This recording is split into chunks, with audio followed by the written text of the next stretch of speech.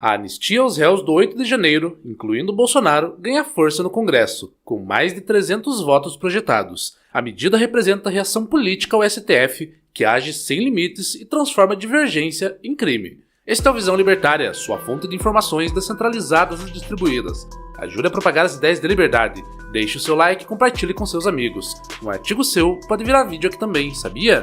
Este artigo foi sugerido por Açougueiro de Cachorro da Manchúria, escrito por Charlie Dalton, revisado e narrado por Gordinho Caipira.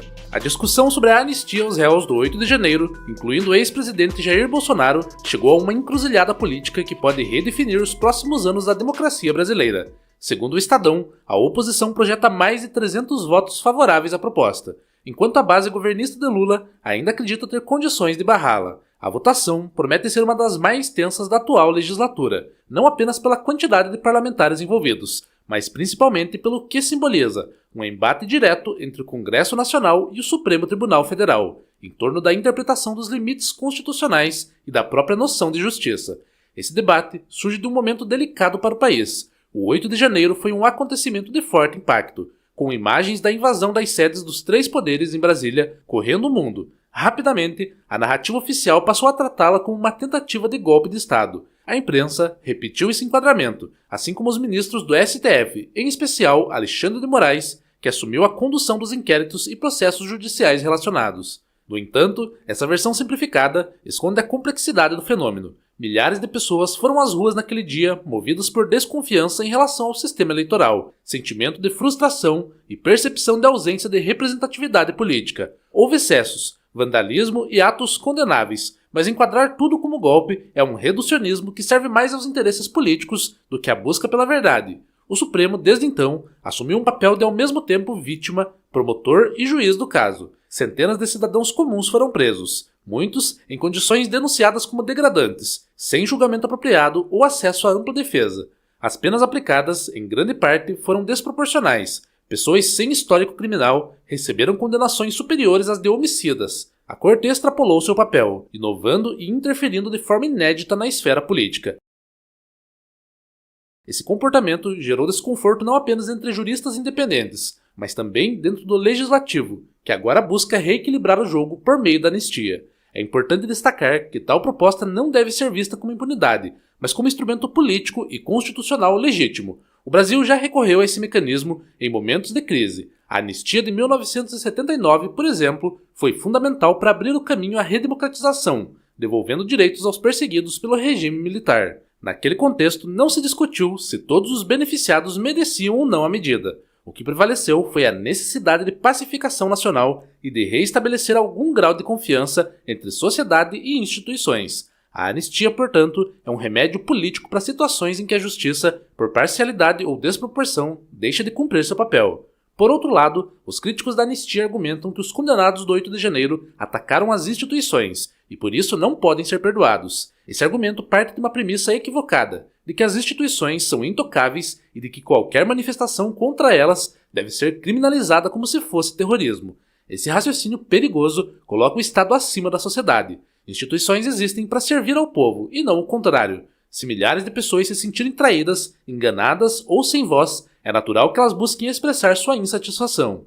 Se alguns extrapolam, isso deve ser tratado de forma proporcional, não como se fosse o maior crime da história do país. Outro aspecto relevante é o precedente que está sendo criado. Ao condenar centenas de manifestantes com base em conceitos amplos e subjetivos, o STF abre caminho para que qualquer dissidência política seja tratada como crime contra a democracia. Desse modo, ironicamente, a ideia de defender a democracia iria contra o próprio pressuposto que sustenta a democracia, a divergência de ideias e o debate no âmbito político. As articulações para aprovação da medida já estão em curso. Líderes da oposição falam em mais de 300 votos, número suficiente para aprovar a proposta com folga. A base governista, porém, aposta em desidratar a iniciativa, tentando convencer parlamentares e partidos do Centrão a se alinhar com o Planalto. A disputa será decidida voto a voto, mas independentemente do resultado, a simples existência dessa proposta já revela o quanto o STF perdeu credibilidade. Se houvesse confiança de que os julgamentos foram conduzidos de maneira justa, não haveria espaço para que deputados e senadores defendessem abertamente a anistia. O momento será histórico. Diversas articulações têm sido feitas nos bastidores para viabilizar a votação. Líderes partidários discutem estratégias. Bancadas do agronegócio e da segurança pública demonstram inclinação favorável, enquanto governistas apelam ao discurso de defesa da democracia para tentar conter a onda pró-anistia. A sociedade civil também se mobiliza. Movimentos de direita pressionam pelo perdão, enquanto entidades ligadas à esquerda pedem a manutenção das condenações. O resultado desse embate refletirá não apenas a correlação de forças no parlamento, mas também a capacidade da oposição de transformar o sentimento popular em votos concretos. Vale destacar ainda que muitos dos réus são cidadãos comuns, pais e mães de família que, movidos por indignação política, participaram de manifestações sem jamais imaginar que seriam tratados como terroristas. Muitos dos presos e condenados sequer tinham intenções de cometer qualquer vandalismo, ou até tentavam impedir tais atos, mas foram pegos na confusão. A anistia, nesse sentido, é também um gesto de humanidade, devolver a essas pessoas a possibilidade de retomar suas vidas sem carregar para sempre o estigma de criminoso político.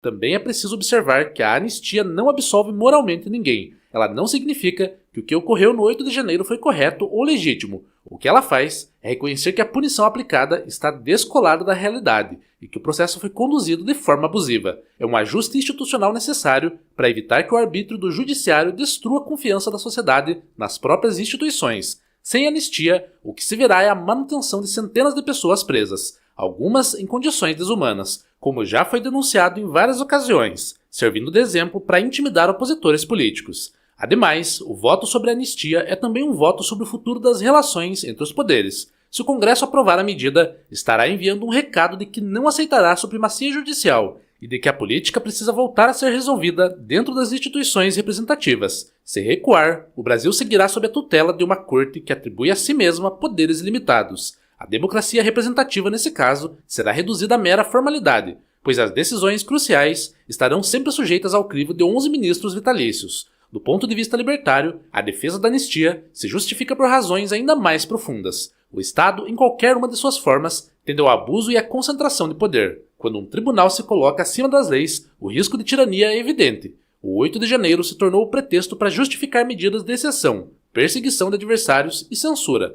Logo, defender a anistia é defender a liberdade contra a tirania judicial. É afirmar que a democracia não pode ser sequestrada por um tribunal. Não é apenas defender Bolsonaro, como alguns insistem em simplificar. É defender a liberdade, a separação de poderes, a proporcionalidade das penas e o direito de manifestação. É impedir que o Brasil mergulhe em um ciclo de perseguições políticas intermináveis, em que cada lado que chega ao poder usa o judiciário como arma contra os adversários. É olhar para a história e aprender que o perdão político, quando necessário, é o caminho mais seguro para evitar a escalada da violência institucional. Obrigado pela audiência. Este é um canal colaborativo. Participe você também. Cadastre-se agora mesmo em nosso site visãolibertaria.com e envie seus artigos por lá. Os colaboradores recebem recompensas em Bitcoin.